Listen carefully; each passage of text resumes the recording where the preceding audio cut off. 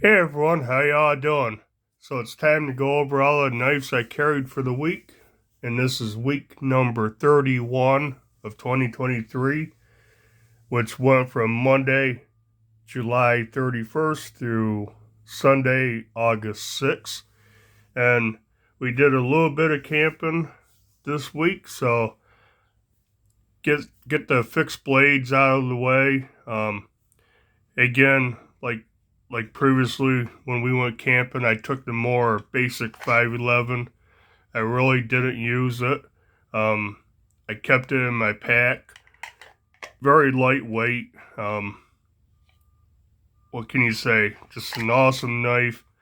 I just really didn't have a chance to use it, but I did take the K-Bar BK2, this beast of a knife, and I did use it. I used it to split some firewood into kindling, batoned it. As you can see, I haven't cleaned it up yet. Yeah, I beat the crap out of this, and it still seems to be pretty sharp. It didn't roll, the edge didn't roll or anything, and I mean, I was beating right on the tip because the piece of wood was too big. I mean, it's not a huge long blade. 1, 2, 3, 4, 5, a little over 5 inches, a little less than 5-inch cutting edge. But it did a pretty good job. I mean, it just wedges right down through there. So, pretty impressed. Can't wait to use it more. But I did end up using that. Another thing I used, which isn't really a knife, but it was this Fisker's folding saw. I bought this a while back at Walmart, basically for around the house and maybe clearing the trails over here that we walk the dogs in all the time. I don't know, it was like $8. It's definitely not the best thing. I mean, it's only 1, 2, 3, 4, 5, 6, a 7-inch blade, but it works. I used this camping a couple times, the first time and this time, to cut, branches up for kindling and stuff, and it works pretty good. Not the most sturdiest thing in the world, but actually has a little half stop right here, a little stop, so you don't close it right on your fingers. But yeah, that's something else I used. I didn't EDC, I didn't carry it with me or anything. But yeah, get down to the folders. Monday, just a continuation from last Sunday. I carried the Kubi coils, the KU122, for the second day in a row. Awesome knife, it's like $30. D2 blade, G10 handles, great action. Carries excellent pocket, deep carry. What can I say I didn't already say? It likes to be middle finger flicked. Good ergos, super slicey, really pokey, stabby tip on it, as you can see. Pretty cool knife. I'm glad I bought this. I like the colorway. The red and black's pretty cool looking. But yeah, I carried this start out the week on Monday. And then Tuesday's the day we went camping. And for Tuesday and Wednesday, I carried the Benchmade Bugout, because I thought we was going to do a lot more hiking and stuff, and I thought I'd carry a lightweight knife. And blue, blue's not a common color in nature, so you drop it, you're looking for blue. There's not that many, might be a few blue flowers out there, but I thought that'd be easier to find. I was carrying, before I carried the Cryptilian, my orange one, but I carried this one. This one, I I think the Bugout is one of the best EDC knives out there for general, everyday use, because it's so lightweight, it's thin, carries well, S30V steel. I have Flightanium Crossfade G10 hand scales on here, which I really like. Deep carry, small pocket clip. Yeah, I carried this, and along with this, I also carried in the sheath the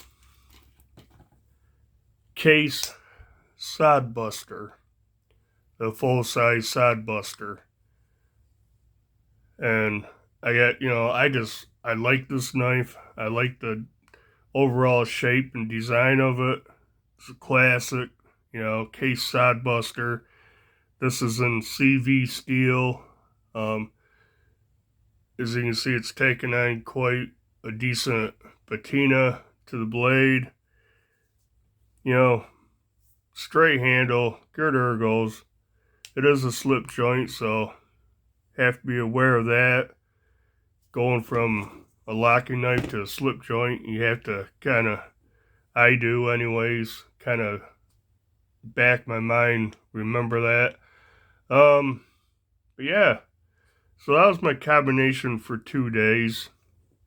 And then we actually cut the trip short because we took the dogs, and Clark, the Cocker Spaniel, just wasn't having it. He wasn't really having fun. He wouldn't eat.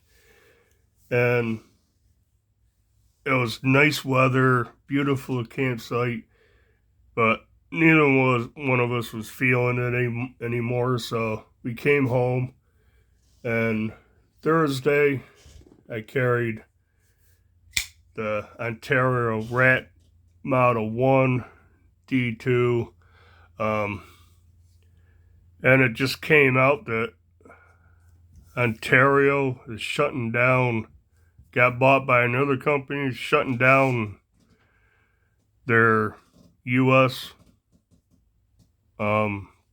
Factory. This is made in Taiwan, so I guess nobody really knows what's going on with Ontario. If everything's moving overseas, if they're just not making stuff, I don't know what they're doing. But anyways, this is a knife that I wanted for the longest time. I had the small one, the Model 2, and I finally got a Model 1, and I had to say it's an awesome knife. One reason I didn't carry this camping, I took it with us, and I had this clipped in my pack, and I didn't really carry it or use it camping, is because it is heavier, it's heavier than the Bugout by a lot. It's a little bigger. I have green scales on it right now, which I didn't want to lose it. It's not deep carry. I just didn't carry it camping. I took it because I thought it'd be a good knife around camp and stuff, but I carried this when we got home. Absolutely love the Rat one. I may have to go pick up another one. But yeah, so that was Thursday. Friday, I got out one of my favorite Civivis, the old school Backlash. This is one of the first 4 models they came out with for $42.50, and it is still one of my favorites. It has, if I remember correctly, 9CR steel. Now I can't remember. Well, it's hard to see. Yeah, 9CR 15 MOV, which, it's held up great for me over the years. Actually, I did sharpen it the day, Friday, but it didn't really need it. It's got the blue liners, so my son bought us, he has a green one, backlash, but he bought these back spacers, so I got blue one on there, kind of go with the blue liners. But just an awesome knife. I still really like it. Love the blade shape. Ergos are excellent. You can choke up on this one. Nice thin hollow grind. Deep carry clip. Does have a lanyard hole, but it's just cool looking. I've always liked the looks of it, the feel of it. And yeah, I want to say this was actually my first Civivi. I believe I got this before I got the Elementum, and it's still one of my favorites. So I carried that.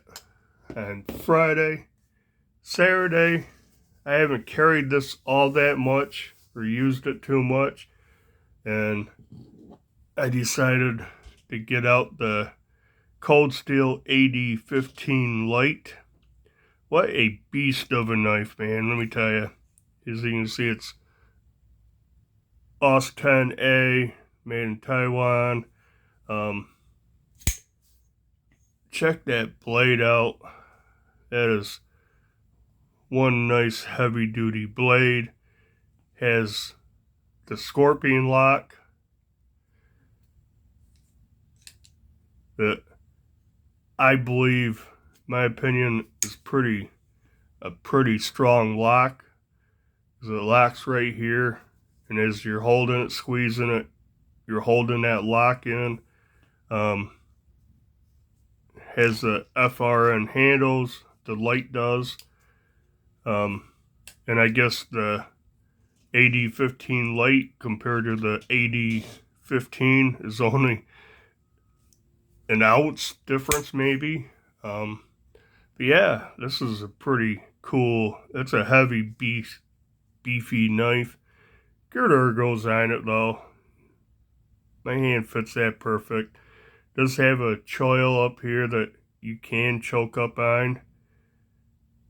My fingers it's just big enough to get my finger in there. But if you're doing smaller stuff and you got it there at the first knuckle, it's no problem.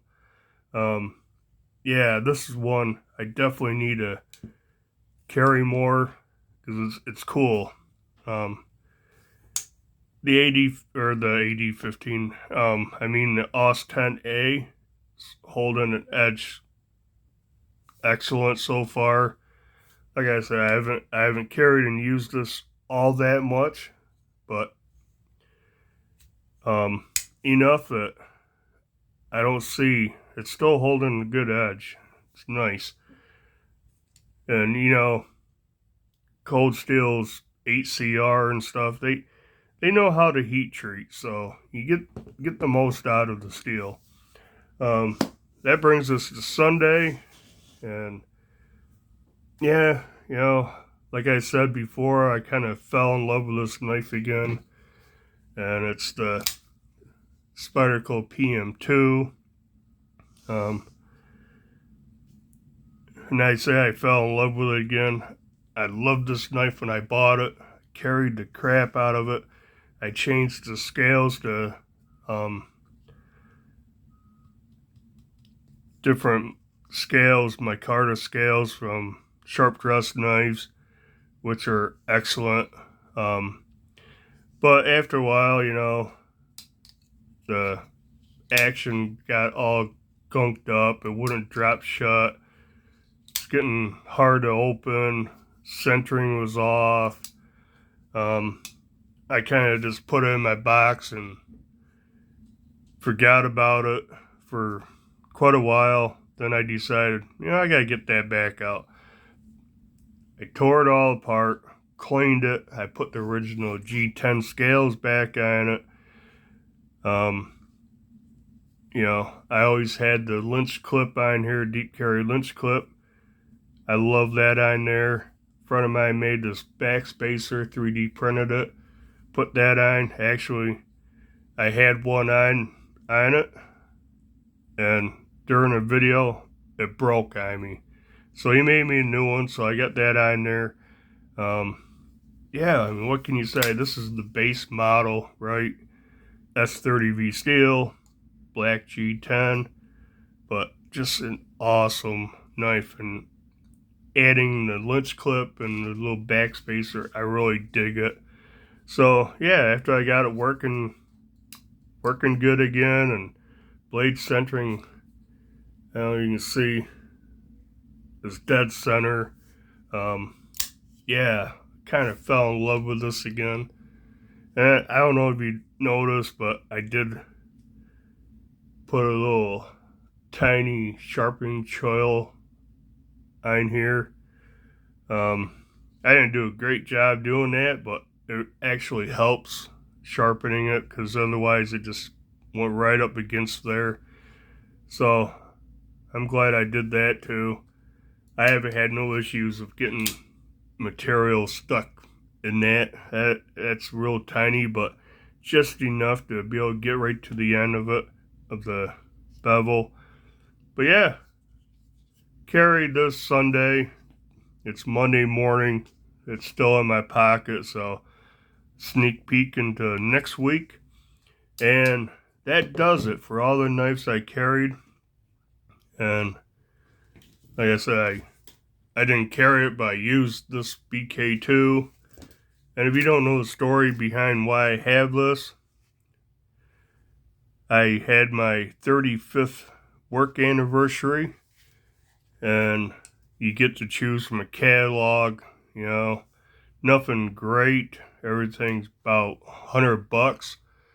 I mean, and this was in it, so this is what I got.